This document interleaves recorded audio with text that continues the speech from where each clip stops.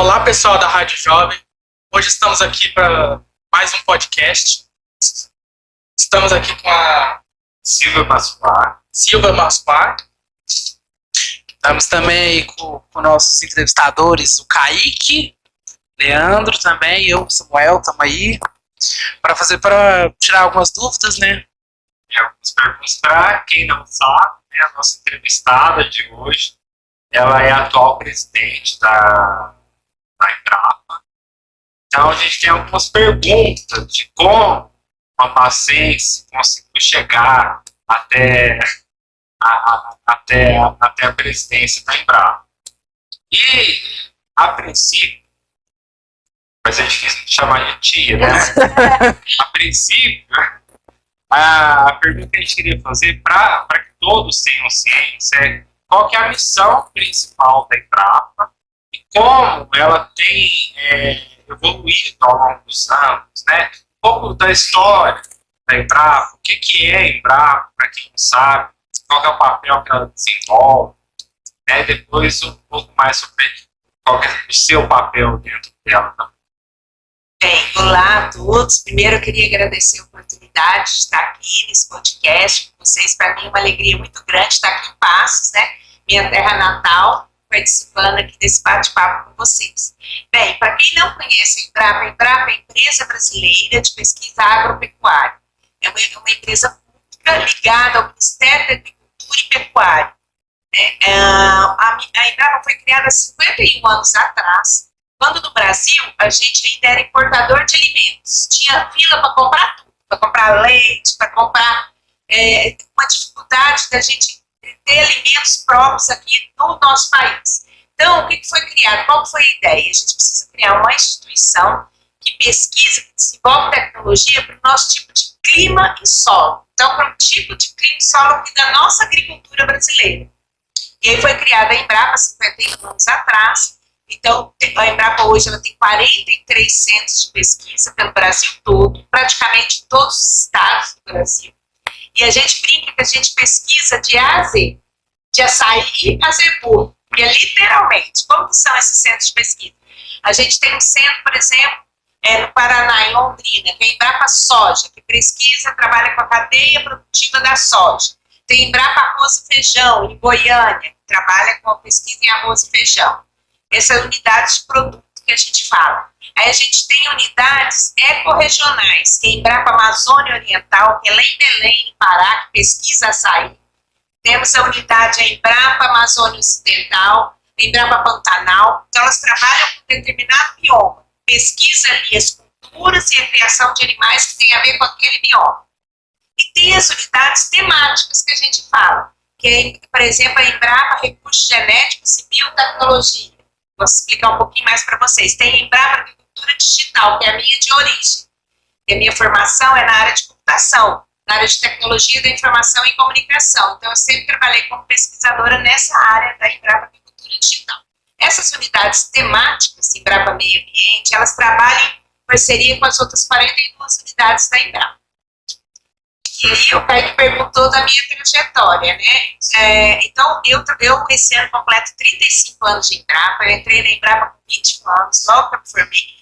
Eu fiz até um ensino médio aqui em Passos, né? Eu terminei o ensino médio e daí eu fui para Campinas para fazer faculdade, na área de computação.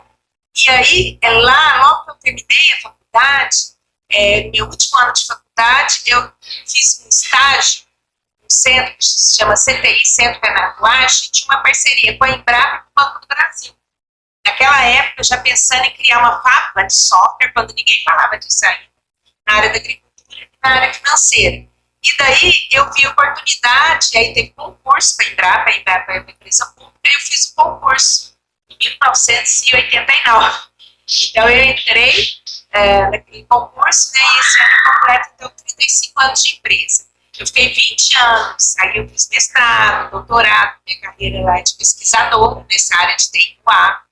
Minha área de pesquisa foi inteligência artificial, então trabalhei com essa área aplicada a diagnóstico de doenças de plantas. Naquela época, 20 anos atrás, eu terminei meu doutorado, então nem se falava ainda tanto em inteligência artificial, mas eu já trabalhei, já era uma área de emergente, né? Uma área nova que estava começando.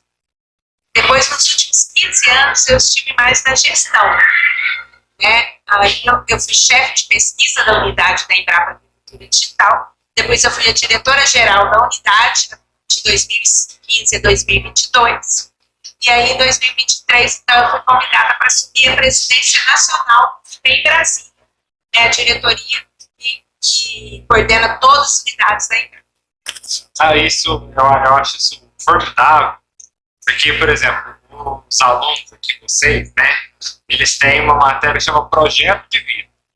Então, a gente fica lutando para que eles criem um projeto para a vida deles, e geralmente dentro dessa área eles têm que buscar alguma inspiração. E por falar em inspiração, eu sei que é um caminho que não é todo mundo que consegue fazer, e você teve muitas dificuldades. E aí a pergunta é, se você tem alguém que te inspirou ao longo da sua vida para trilhar o seu caminho até aqui, ou quando algumas pessoas que foram cruciais para a sua tomada de decisão, entre outras coisas. Com certeza. Primeiro, né, minha família, meus pais, né, meu pai e minha mãe meus pais eram educadores, né, meu pai e minha mãe sempre foram professores, então o Kaique, a minha irmã, a Vânia, também segue o caminho dos meus pais, né, que sempre, meu pai, ele sempre teve meu pai lutou muito, né, ele saiu da fazenda para estudar, e aí ele comentava que o diferencial que ele podia fazer com os filhos é a capacitação. Então, é a educação, é a base para que a gente possa, independente do que vai passar com o passar dos anos, se a gente não investir na nossa educação, na nossa capacitação, a gente não consegue avançar. Então, ele falava só, o principal é vocês investirem em vocês mesmos, na capacitação. E naquela época, nossa, mulheres não era tão comum sair para fora para estudar, já estava começando, mas era mais difícil. Mas meu pai falava, ó, você e sua irmã não tem interesse nenhum dos seus irmãos, vocês podem ser o que vocês quiserem, aonde vocês quiserem ir. Então eu tinha um sonho, que era, assim, embora eu gostasse muito de passos, eu queria entender melhor essa área de computação, eu queria entender o mundo lá fora. Então ele realmente me deu a oportunidade de fazer faculdade fora, né, que eu fui para Campinas, mas com essa visão. Naquela época, eu não sabia direito o que era o meu projeto de vida, mas eu queria um diferencial. Computação era uma área que estava começando, então eu já sabia, tinha facilidade exatas, matemática, eu gostava dessa área, e era uma área que estava começando, e aí o papai até falou para mim, falou, olha, já que é uma área que eu tinha feito dúvida se eu fazia psicologia ou se eu fazia computação, só que na época ele falou, a computação é uma área que está começando, né? E aí talvez você tenha mais oportunidade no mercado. E aí, e depois você pode fazer psicologia para a sua realização pessoal. Então, assim, hoje, você me pergunta da minha inspiração, realmente foi meu pai, minha mãe, que me deram muita força. E a gente vem de uma família também, de mulheres muito fortes, né? Eu tenho minha avó, tem até o nome de uma escola, que é a vovó Jaline Carlisto.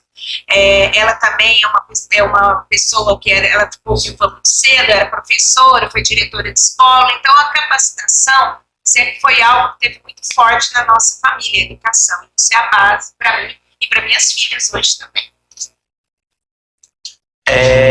Qual a relevância de você ser a primeira presidente mulher da Embrapa? Olha, é motivo de muito orgulho, mas de muita responsabilidade, né? A Embrapa, ela tem 51 anos, eu sou a 14ª presidente, e até então foram 13 homens, eu sou a 14ª e primeira presidente mulher. O que é bem, eu acho, disruptivo, é porque, assim, eu estou lá há 35 anos, esse ano eu completo 35 anos de empresa, então é o reconhecimento pela meritocracia, pelo meu trabalho lá, né? Eles viram o trabalho que eu fiz na empresa durante esses 30 e poucos anos, e aí que me convidaram para ser presidente. Isso me dá mais orgulho. Entretanto, como eu sou a primeira mulher presidente, isso acaba virando também inspiração do ponto de vista de lideranças femininas. Porque o agro, ele é uma área predominantemente masculina, né? Você olha os produtores rurais, né? Todos os agricultores, agricultores, eles são tradicionalmente os homens que sempre cuidam mais do campo, né? As mulheres ficavam mais em casa, cuidando da casa. Então, é uma área mais predominantemente masculina. Então, para mim, é disruptivo em vários sentidos. Eu tenho que, hoje eu tenho bastante conhecimento, né, da área, que eu trabalho há 35 anos com essa área, mas eu tenho que mostrar, né, que a gente pode sim, independente de ser homem ou mulher, se a gente se dedicar, se capacitar, a gente pode sim atingir altos cargos, independente, seja no mundo corporativo, seja na fazenda, na propriedade, seja na educação. Então, esse é o principal diferencial, é mostrar que a gente se dedicando, se capacitando, eu sempre falo isso, a minha mestra é a capacitação. Quando eu era pesquisadora, eu vi que eu tinha que fazer mestrado e doutorado, porque o meu cargo exigia isso, então eu me preparei. Quando eu fui para a área de gestão, eu fiz cursos para gestão, então para governança e gestão pública, para governança. E aí, agora como presidente também, quando eu fui convidada, eu me preparei para assumir esse. São mandatos. No máximo 6 anos, né? São de 2 em 2, você é reavaliada e pode ficar no máximo 6 anos. Os mandatos são de 2 em 2 anos. E qual foi sua principal área de pesquisa dentro da Embrapa? Foi essa área de inteligência artificial aplicada a diagnóstico de doenças de plantas. Então, o que eu trabalhei? Eu trabalhei com 2 lógicas, né? Vocês devem ter curso de lógica, né? Dentro da matemática, vocês veem muito essa questão da lógica. Eu trabalhei com a lógica fuzzy, que é a lógica nebulosa, que fala, e a lógica abdutiva, que era usada na medicina. Eu apliquei isso para diagnóstico de plantas. Como que era? Você chegava, você trabalha assim, você fala os principais sintomas. A planta também é amarela, ela começou uma mancha amarela clara, depois ficou amarela marrom. Então, ele busca essas informações dentro de uma base de dados e começa a inferir quais são as principais doenças que poderiam ter causado aquelas manchas e tal, e aí, a partir disso, começa a inferir. Hoje, a gente já evoluiu, a gente consegue tirar uma foto usando o celular mesmo no campo, e a partir daquela foto, você manda para essa base de dados a informação, ele escaneia e começa a inferir quais são as possíveis doenças, usando inteligência artificial e visão computacional. Quais são as principais inovações que vocês descobriram na Embrapa? Então, a Embrapa, quando a gente começou, é na Embrapa que é essa? As inovações. Você começou a trabalhar, e aí, através da pesquisa, a gente chega a algumas conclusões. Durante esse período, do começo da sua trajetória até hoje, você consegue identificar algumas inovações que são provenientes do seu campo de pesquisa e fala assim, nossa, a minha pesquisa está ajudando aqui. Você acabou de dar esse exemplo. Sim. Mas assim, no geral, você consegue ver, né, com o avanço da tecnologia, com o avanço até mesmo do agro no sentido mais amplo, da força do Brasil fora até mesmo do nosso país, que tipo de avanço que você acredita que a Embrapa, enquanto instituição, conseguiu alcançar, né, ao longo desses anos? Que você consegue pontuar, passar, olha, se não fosse a Embrapa, não teria isso. Será que consegue ter alguma coisa? Sim, com certeza. Ó, a Embrapa, quando há 51 anos, eu falei que a gente era importador de alimentos.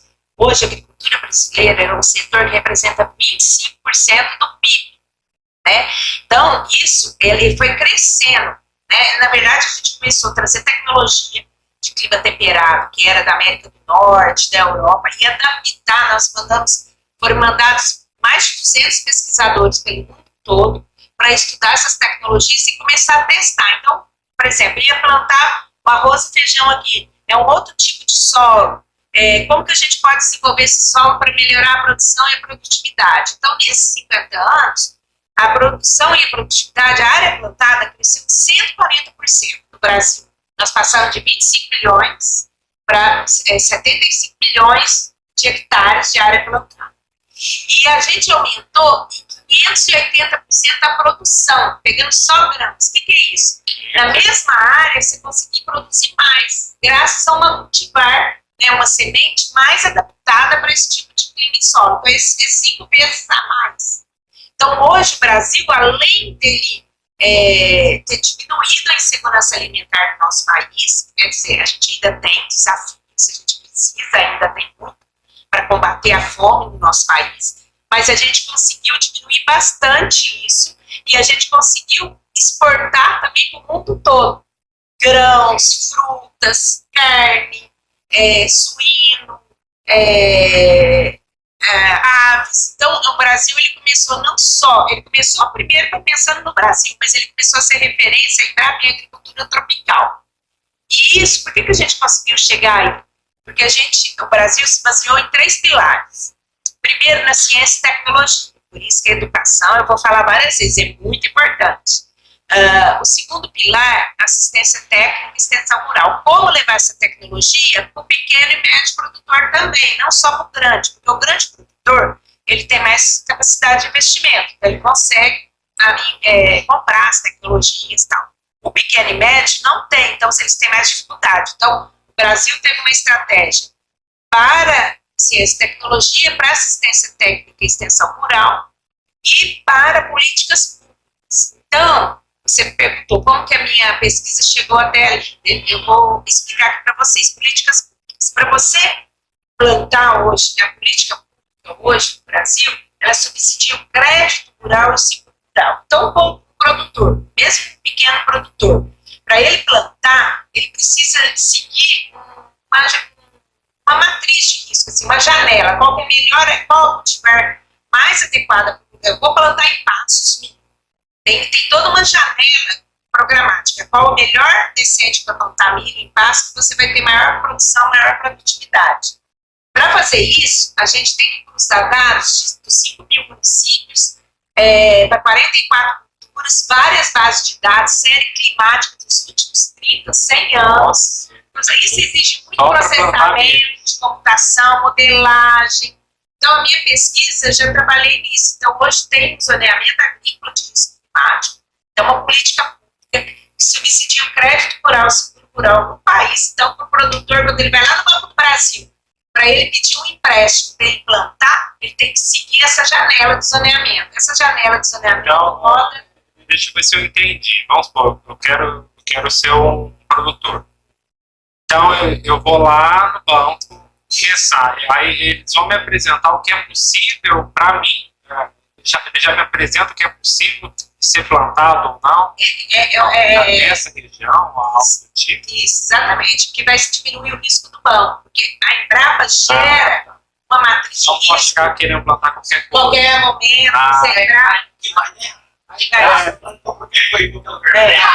Ela fez um estudo, né? Ela fez um estudo total, então ela já mapeou, já fez o estudo, já fez a modelagem, então o produtor chega lá, o produtor já sabe o tempo que ele tem que ele vai plantar, o mês que ele vai plantar, se vai dar certo, o que ele pode plantar, isso tudo é um ciclo do produtor, porque isso aí pro banco também, porque diminui o risco dele. Eu vou dar um exemplo aí no estado. Se eu tirar uma verde, eu gostaria de comprar de café. Então. Antigamente, na minha época, lá, não existia café especial. Hoje, eu tenho 600 colegas lá, eles são produtor pequeno, eles produzem café especial. Dá muito produtor para ele. Eles precisam de crédito, provavelmente, através do experimento desse estudo. E hoje, eu tenho certeza que estão ganhando mais do que há 10 anos atrás. Exatamente. Porque eles vão desenvolvendo cultivar mais adequada para a região deles. E aí também hoje, no Brasil e na parte de café também é muito exigido, é a questão de transparência no processo de produção, certificação, a rastreabilidade. Então, por isso que eles conseguem desenvolver um café mais especial, que eles mostram, eles vêm com selo de sustentabilidade, que é produzido, que eles produzem, mas preservam ao mesmo tempo, que não tem, por exemplo, questão social, que não tem trabalho escravo. Então, você mostra que você faz todo um trabalho do ponto de vista sustentável, do ponto de vista econômico, ambiental e social, e aí você consegue agregar valor. É tipo uma certificação. Mas isso é uma empresa séria em determinados regras, padrões, um selo, por exemplo, de Ah, qualidade. tá. Sim, essas Entendi. Por exemplo, quando você compra uma geladeira, hoje tem um monte. Isso, você tem um selo de qualidade quando você compra uma geladeira, hoje lá com todos os parâmetros, né, de homologação daquela geladeira, do IMEC, senão não pode vender. É a mesma coisa, hoje para você produzir no Brasil, cada vez mais é exigido essa certificação. Então isso também é um desafio que a gente tem, de qualidade, do produto que a gente está gerando. ainda bem por isso, telecomunicações, eu trabalho com eles, tem parceiros, tem tantos técnicos, certificados, tantos engenheiros, Exatamente. para a empresa. Cito uma suave. Já Silvio. Há alguns tempos atrás, nós entrevistamos uma pesquisadora, a Michelle, né? E ela falou do desafio, e eu fiz até essa ponte no dia eu lembrei isso agora. No dia ela dá aula na UEM, e ela pesquisou o papel da mulher, né, no geral, o papel da mulher na sociedade, digamos assim. E ela falou do desafio de ser pesquisadora. E aí, logo, óbvio, me veio você na cabeça. E aí eu queria juntar com duas perguntas, para não fugir tanto tempo, para trazer essa questão do desafio de ser uma pesquisadora, e até mesmo, eu sei que a gente vai dar uma olhada aqui, e ver que você está levando a sua pesquisa para até além fronteira, né? Que eu estou vendo, que às vezes você não é nem que eu tô vendo. Às vezes minha mãe te liga, você tá no Japão, às vezes minha mãe te liga, você tá em outro país, na China. E aí a gente queria saber um pouco mais dessa experiência sobre a questão da sustentabilidade. A gente sabe que hoje em dia o meio ambiente ele é um ponto muito frágil, tem que ser bem. E a gente sabe que às vezes as grandes plantações elas podem prejudicar o desenvolvimento desse meio ambiente. Como que a Embrapa lida com isso? Porque você falou da sustentabilidade, então como que ela trabalha esse tema aí, tão sensível aí pra gente? O desafio de ser pesquisador é grande. É difícil você conciliar realmente a vida pessoal e profissional. A gente tem vários desafios, né? Eu sou casada há 33 anos, tenho duas filhas, a Karina de 28, a Júlia de 18.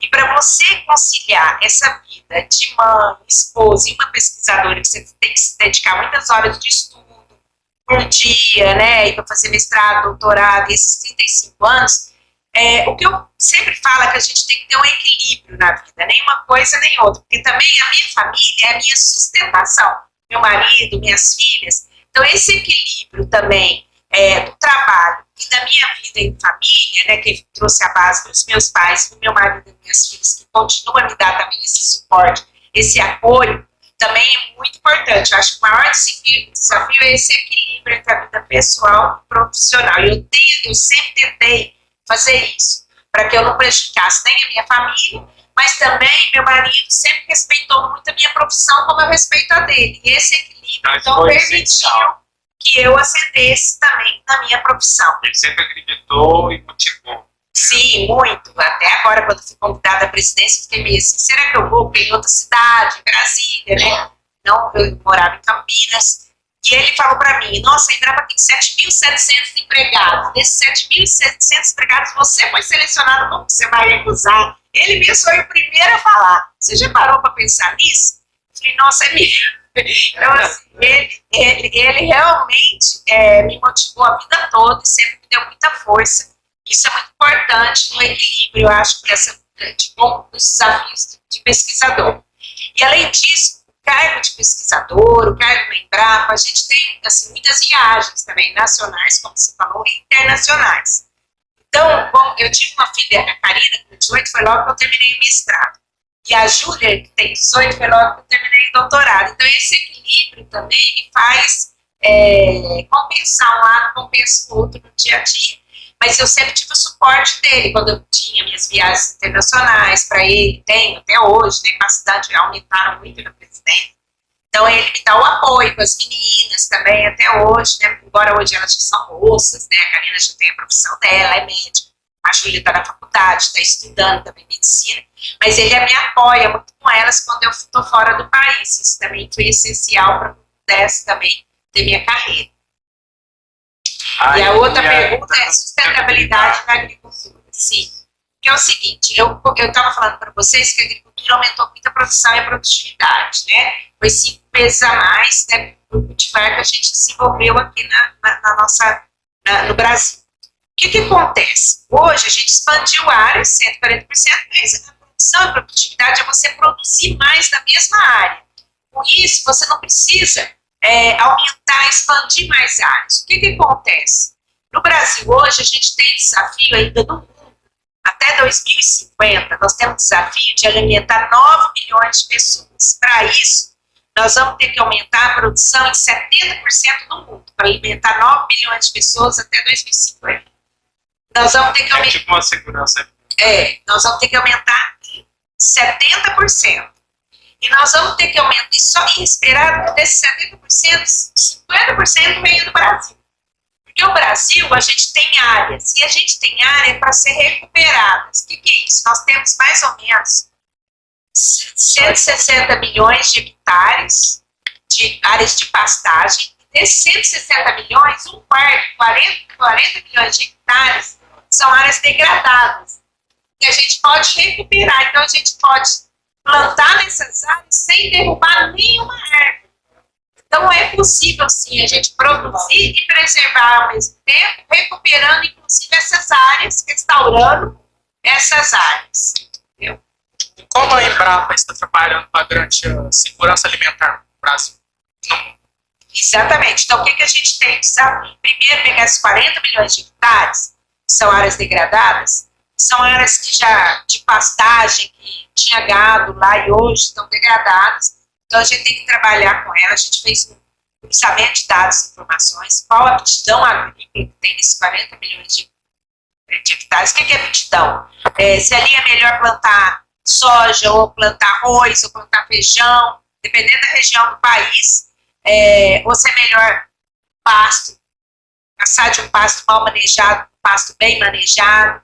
Então, a gente está trabalhando nesse projeto, é um projeto do governo federal, liderado pelo nosso ministro Carlos Fávaro, e a gente da Embrapa traz, então, quais as tecnologias que podem ser usadas. Aí tem várias, né, que é mais da área da agricultura, plantio direto, sistemas consorciados, por exemplo, integração lavoura, pecuária, floresta. O que é isso? Você vai ali, por exemplo, tem uma área, você planta soja. Depois que você colheu a soja, você pode plantar milho naquela mesma área. Depois que você plantou milho, você pode pôr uma forrageira, que é uma pastagem para o gado comer. Depois que você plantou. Então você dá atividade econômica. Nada se descartar. Exatamente. Reutilizar. Reutilizar. Dali você vai dar atividade econômica. 365 dias, porque você plantou a soja, colheu a soja, você planta o milho, pega o milho. Aí depois você põe uma pastagem, depois põe um animal para alimentar daquela pastagem. Ele prevê um desastre ambiental, por exemplo, uma triagem. Então, quando eu falei para vocês de políticas públicas, que eu dei o primeiro exemplo de zoneamento agrícola climático, ali você tem uma base de dados de séries climáticas enorme, de quase 100 anos. Só que hoje está tendo muitos eventos extremos. Então, tipo o que aconteceu no Rio Grande. Exatamente. O que aconteceu lá? Como está tendo muitos eventos extremos, muitas vezes vem uma onda que vem lá do norte do nosso país. Você viu que esse ano também, ano passado, no norte, a gente teve uma seca horrível lá na região do Acre, Manaus. Então, isso daí foi por causa desses eventos extremos. Tem o Laninha e o Alninha, são dois, só para vocês entenderem. Antes tinha um intervalo maior entre esses eventos, dava para você planejar melhor. Hoje não, eles são muito, a temperatura aumentou em 1,5 grau com as mudanças climáticas. Isso é muito. Isso é muito, estava previsto aumentar até 2030. 2024 a gente já teve esse aumento de temperatura. Então esse aquecimento, ele já provoca ou as secas extremas ou inundações, como teve no Rio Grande do Sul, que são eventos extremos. E aí, hoje no Brasil, a gente ainda não tem sistemas, como tem às vezes em outros países que são mais acostumados com esses desastres naturais, eles já têm mais sistemas de alerta, mais preventivos. No Brasil a gente não tem, então a gente precisa trabalhar com isso. Ter uma agricultura mais preditiva, né? Ter sistemas de gestão de risco agrícola, né? Esse é o nosso desafio, para diminuir o risco do produtor rural. A tecnologia pode ajudar e encaixa como uma luva, né? Se a gente for pensar em uma determinada região está prestes a acontecer alguma coisa, vamos supor, eu estou vendo aqui que daqui a um mês pode ser que aconteça uma enchente, né? Tomara que não aconteça. Né? Aí, por exemplo, acionar a mensagem no celular, como a gente já vê que Na cidade já acontece, às vezes eu vejo mais em filme isso, não sei se aqui no Brasil tem, né? Eu acho que o Defesa Civil manda assim, nas grandes cidades, E eu vejo que recentemente aqui na cidade do lado, eles instalaram lá no Glória, megafones da própria cidade para tentar evitar. Mas, tem que ter mais sistemas de alerta, como você falou, usando esses dados, já desse histórico, para a gente fazer. Hoje aí você pode usar a inteligência artificial, essas novas tecnologias, para inferir informação e conhecimento e fazer esses sistemas de alerta. Então, realmente, a gente precisa cada vez mais, né, trabalhar com isso para a gente também, para o produtor rural, porque lá no Rio Grande do Sul comprometeu mais de 200 mil propriedades rurais, né? Então, hoje, muitos deles lá perderam rebanhos que trabalhavam há mais de 40 anos, né? Então, foi uma calamidade, né, uma tragédia. Então, a gente precisa pensar também no nosso país como a gente pode trabalhar mais com esses sistemas mais preditivos. A Embrapa colabora com outras instituições de pesquisa ou empresa privada? Sim. A Embrapa, então, em 51 anos, a gente desenvolveu, né, sempre trabalhou nessa produção de alimentos saudáveis, bases sustentáveis, como eu falei para você, não só do ponto de vista econômico, mas também ambiental e social. Então, assim, a gente tem que trabalhar com sustentabilidade nas 3 dimensões, né, o econômico, ambiental e social. O ambiental é isso que a gente está comentando, né? O produtor tem que entender que ele pode reduzir custos ou melhorar a gestão dele, mas também entender como que, às vezes, ele usando uma informação, ele pode aplicar menos defensivo, ele pode ter um sistema de alerta, isso pode melhorar, minimizar, né, ou otimizar o uso de recursos naturais, e o social também, porque ele pode ter informações que podem dar mais benefícios para o trabalhador rural, o trabalhador na fazenda dele, né, para minimizar. Então, por exemplo, você pode usar a tecnologia. Hoje, por exemplo, você já usa drones para pulverizar as lavouras. E aí diminui, né, aquele produtor que levava o pulverizador nas costas. Então, isso também é um benefício do ponto de vista social. Então, você tem a tecnologia, ela é acessível. Oi? Essa tecnologia é acessível. É acessível. Hoje, por exemplo, a gente acabou de apresentar no Plano Safra uma tecnologia que ela vai custar R$5 por hectare. Fica aí, pessoal. O Plano Safra, anualmente sai o Plano Safra, tanto para a agricultura familiar quanto para a agricultura empresarial. O que é? Hoje nós temos 5 milhões de produtores rurais no Brasil todo, mas apenas 10% que são grandes produtores que exportam para o mundo afora. Aí. Os outros 3,5 milhões de produtores rurais, 4 milhões, são pequenos e médios produtores, né, que às vezes ele tem 5 hectares, 10 hectares. Então, e aí o Plano Safra vem para dar crédito rural, tanto para o pequeno, médio, produtor, quanto o grande, né, que aí é um outro plano, que é o Plano Safra da agricultura empresarial, para aqueles 10%, e os outros 80%, vamos dizer assim, que esse pequeno e médio produtor tem o Plano Safra da agricultura familiar. Então, e lá a gente demonstrou uma tecnologia, que é essa aqui, que você, na verdade, a gente demonstrou uma que é usada por drone para controle biológico. Então, o controle biológico hoje é uma área que para você aplicar menos defensivo químico, você aplicar um controle natural. Então, qual que é essa tecnologia que a gente apresentou lá? Você tem um drone, tem uma caixinha que lá você coloca umas mosquinhas que ela pode combater inimigos. Né? Você joga você coloca a própria natureza para fazer papel. Isso, é de controle biológico. Exatamente, que é também do ponto de vista ambiental, social, também é melhor e custa muito mais barato. Então, hoje a gente já está gerando esse tipo de tecnologia. E essa tecnologia, ela usa drone e tal, e usa inteligência artificial para poder fazer isso, para fazer essas rotas, né, para mandar. E aí ela não combate as abelhinhas, que são naturais do ambiente, elas preservam. Então, ela só combate os inimigos naturais, vamos dizer, que elas podem, que ela pode combater. Então, isso também é um avanço da tecnologia.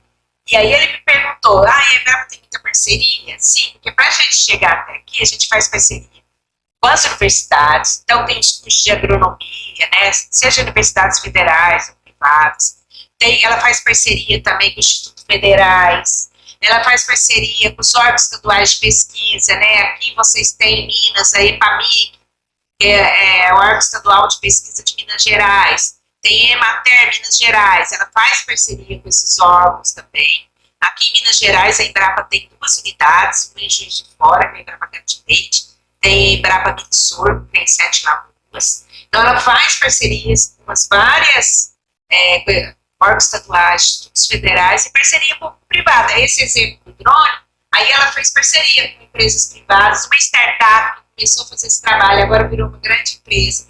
Essa empresa já está usando esse modelo para o combate da dengue também.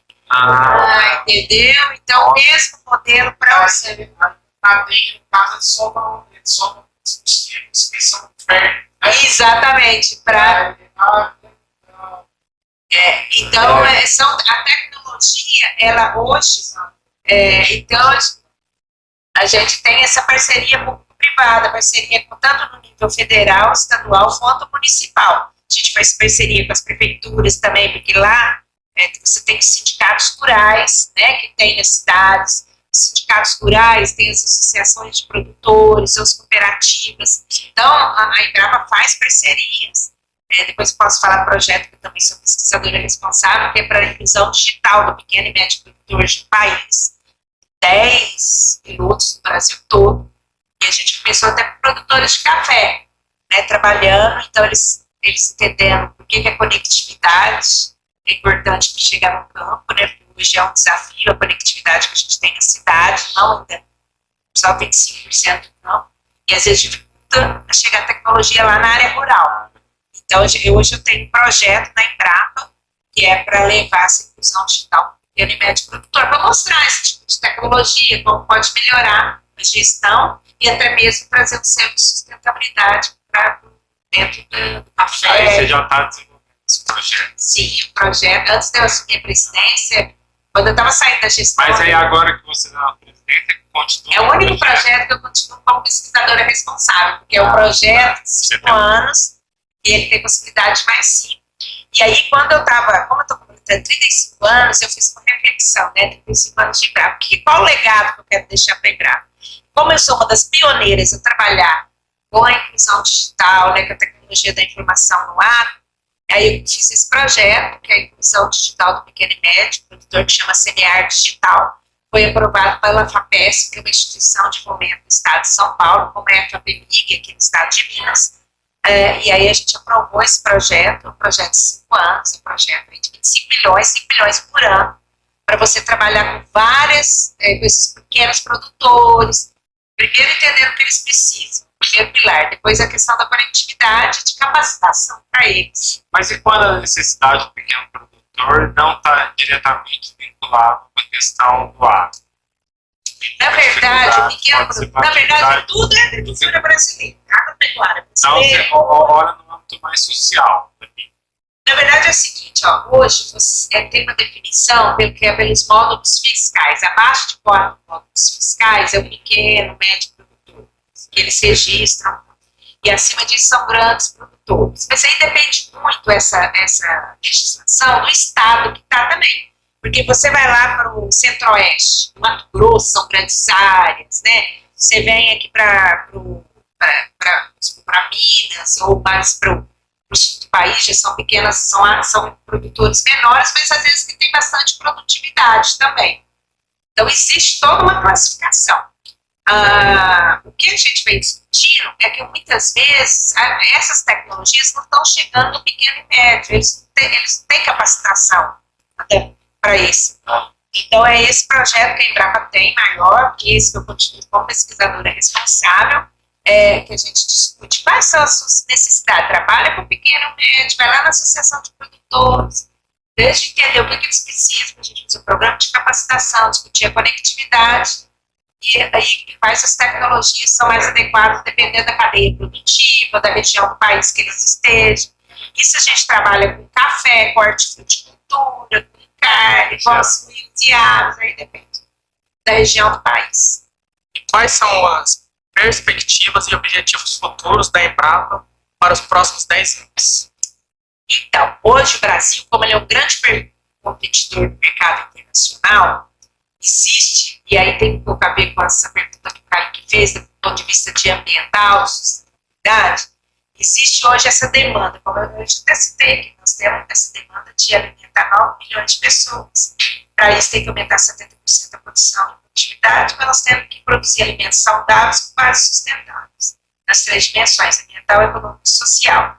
Para isso, nós temos que trazer métricas e indicadores. Por quê? Lá na América do Norte, na Europa, eles têm indicadores que medem isso. Então, para entrar no mercado lá, eles estão lá, mas será que o Brasil está produzindo mais, mas está desmatando a Amazônia? Não pode, né? Todo mundo está de olho nisso. Então, a gente hoje tem que mostrar com indicadores e métricas que a gente consegue aumentar a nossa produção, nossa produtividade, sem derrubar nenhuma árvore. Esse é o nosso principal desafio. Aliado a isso, nós temos outro desafio, que é a questão, hoje, do mercado consumidor. Vocês mesmos, as novas gerações, são muito mais exigentes, preocupados com nutrição, saúde, né, origem dos alimentos. Então, quer saber aonde foi produzido, né? Hoje, muitas vezes, a gente vai no supermercado e quer saber de onde foi produzido aquele alimento, certo? Então, para isso, nós temos o nosso grande desafio, que é a rastreabilidade, né, de trazer transparência ao processo de produção, que é esse para atender esse novo consumidor, essa geração de vocês que são jovens de hoje, que exigem mais, né? Esse é o segundo desafio.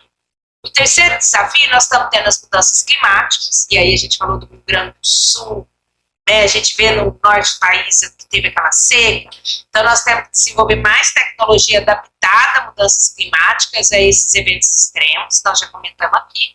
Tem a transição energética, hoje muito, no mundo todo está discutindo de ter energia mais limpa, né, então hoje se fala muito de usina fotovoltaica, vocês ouvem falar da energia eólica, né, economia verde, de produzir. Então, na agricultura hoje, você também pode usar o etanol de segunda geração. O que é isso? Você plantou soja, que eu falei aqui, depois na mesma hora você plantou milho.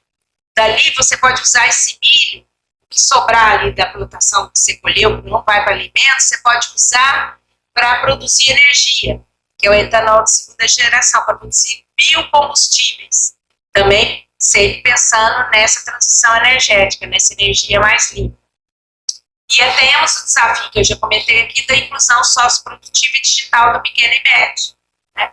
E aí como usar essas tecnologias emergentes, né? Como eu já comentei aqui, a automação, a gente precisa de digital, mas tem a biotecnologia, a nanotecnologia, como usar isso daí para diminuir o custo e agregar mais valor dentro do sistema de produção. O que eu acho mais interessante é que você sempre está frisando que temos grandes produtores que têm condições de correr atrás dessas novas tecnologias, mas também da grande preocupação da própria Embrapa de fazer com que essas tecnologias cheguem aos pequenos e médios produtores. Os grandes só chegaram até aqui porque eles tiveram uma agricultura baseada em ciência e tecnologia. A Embrapa ajudou muitos que são grandes hoje, com tecnologia, então semente mais adequada. Então hoje eles são grandes empresários, mas eles começaram pequeno lá atrás também. Então começaram e foram desenvolvendo, expandindo. A Embrapa teve um papel importante para desenvolver, que a gente fala a expansão do Cerrado, que pega aqui Minas Gerais. Então a gente começou, os produtores lá do sul começaram vindo aqui para Minas, para o Centro-Oeste desenvolver. Isso então, tudo mostra a relevância de pesquisa também. de ciência e tecnologia. Porque se não pesquisasse novas tecnologias, a gente não teria condições de ter essas novas tecnologias. Exatamente, que a gente só consegue produzir mais no nosso país porque desenvolveu, estudando, ia lá, pegava, faz análise de perfil de solo, tem que cultivar mais adequada, cada tipo de solo tem vários tipos de perfis de solo, e por isso a agricultura do Brasil foi crescendo para soja, milho, várias culturas. Mas a Embrapa, ela sempre pesquisou, como eu comecei falando aqui, de A a Z, de A a Z, para os 5 milhões de produtores. O sucesso da Embrapa é justamente a parceria com esses 5 milhões, dependendo do tamanho. Então, porque eles trazem as demandas e eles validam as tecnologias. E isso ajuda também a Embrapa, né? É um ganha-ganha. A gente ajuda a agricultura brasileira e eles ajudam a gente. Eu sei que eu estou falando mais, mas eu só tenho, da minha parte, uma pergunta. Na verdade, uma reflexão séria.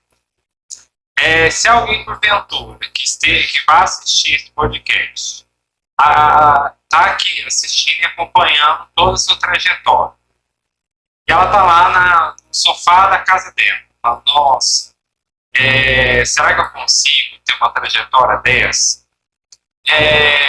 Eu sei que receita para o sucesso não existe isso, mas a gente tenta fazer, né, dentro das nossas realidades. Eu costumo falar em sala de aula que eu não consigo mudar o meio ambiente, mas eu consigo mudar o ambiente no qual eu faço parte. Exatamente. Então, assim, que recado você passa para as pessoas que têm um sonho, mas que acham que esse sonho é inatingível? E aí, o que faz? A pessoa pode continuar sonhando? Ela tem... Com certeza. Eu acho que a gente, primeiro, o que move a gente é o nosso sonho, né? De melhorar. Então, assim, eu quando saí de Passo com 17 anos, eu não imaginava chegar na presidência da Embrapa, né? Eu já vi cada ponto de orelha dela, viu, gente? Eu não posso falar nada. Porque eu sempre... Agora, eu sempre fui muito estudiosa, dedicada. Então, quando eu quis estudar fora, meu pai falou, não, você sempre foi muito dedicado. Então, primeiro conselho que eu daria é dedique aos estudos, desde o ensino básico, fundamental. Eu vou falar Sim. que a fé e a educação e o estudo ninguém tira de você, exatamente, né? e a capacitação ninguém tira de você, né? Porque a pessoa às vezes pode comprar imóvel, não sei o quê, mas pode perder também. Agora a educação que você traz de conhecimento com você, ninguém tira. E aí, aquilo foi me motivando cada vez mais. Eu estudando, cada vez mais eu me motivava, né? Então, desde o ensino fundamental 1, 2, ensino médio, depois eu fui para a faculdade, me dediquei muito, eu pegava estágio de manhã, de tarde, de noite para ajudar, meu pai tinha dificuldade também para eu estudar em Campinas. Eu sabia que ele estava fazendo sacrifício para eu poder estudar. Então, eu pegava estágio, eu sempre me dediquei muito para poder ajudar também naquela... Aí, quando eu fiz concurso, estudei muito para passar no concurso. Aí eu entrei na carreira de pesquisadora, fazer mestrado, doutorado, tive que estudar muito. Então, muitas vezes, fala, nossa, eu tô perdendo tempo, eu tô estudando demais. Eu dou um depoimento da minha filha mais velha, que tem 28 anos, quando eu fazia doutorado, ela tinha 5, 6 anos, né? Ela falou, mãe, você estuda demais, você vem brincar comigo, não sei o que. Às vezes ela ficava me cobrando. E eu sempre tentei equilibrar, de estudar e, lógico, cuidar dela e tal. Mas ela, depois, com o passar do tempo, ela falou, nossa, mas você é um exemplo para mim. E ela é super estudiosa, minha outra filha também, então você acaba achando que você está perdendo tempo, mas na hora você vê que você serve até de ser exemplo para os seus filhos, né? Como meus pais foram exemplos para mim também. Então, eu acho que assim, você me perguntou, eu acho que o segredo é capacitação. Sempre. Tenha seu sonho, tenha persistência e resiliência. Porque eu estou falando só a parte boa, mas eu tive várias dificuldades, né? Tanto do ponto de vista financeiro, como do ponto de vista... Teve algum momento que você falou assim, nossa, tô cansado? E como que lida? Porque eu sei que a gente tem um conflito, por exemplo. Muitas vezes eu pensei, será que eu sou mesmo para educação? Será que não? Aí acontece alguma coisa que faz eu ficar como professor, alguma coisa. E isso também, porque nem tudo são flores. Exatamente. A gente passa muita dificuldade, mas se você faz o que você gosta, você faz com prazer. Para mim, isso nunca foi um problema segunda-feira. Eu sempre fui trabalhar feliz, porque eu sempre fiz o que eu gosto, né? Então, eu acho que esse primeiro, vê o seu dom, o perfil que você tem. Você fazendo o que você gosta, você é prazeroso. Então, esse é o primeiro ponto. Você fazer o que você gosta. Se dedicar. Hoje eu olho para trás e falo, valeu cada segundo, cada minuto que eu me dediquei aos estudos. Foi uma trajetória longa. Terminei meu doutorado faz 20 anos, né? Então eu estou 35 anos, sei lá, eu estou 20 anos estudando e 20 anos e ainda continuo estudando, não para.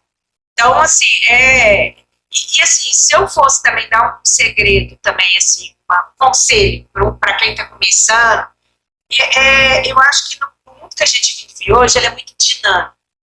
Então, a gente tem que parar, às vezes, não ter medo de desaprender para reaprender. Como eu venho da área de tecnologia, minha vida toda eu aprendi a desaprender para reaprender. Isso me ajudou muito. Você ter humildade para estar sempre reaprendendo. Isso me ajudou muito também na minha caminhada, na minha trajetória profissional. Então, se eu tivesse que dar um conselho, nunca tenha medo de desaprender para reaprender. Quer deixar uma mensagem de motivação? A produção já tá meio...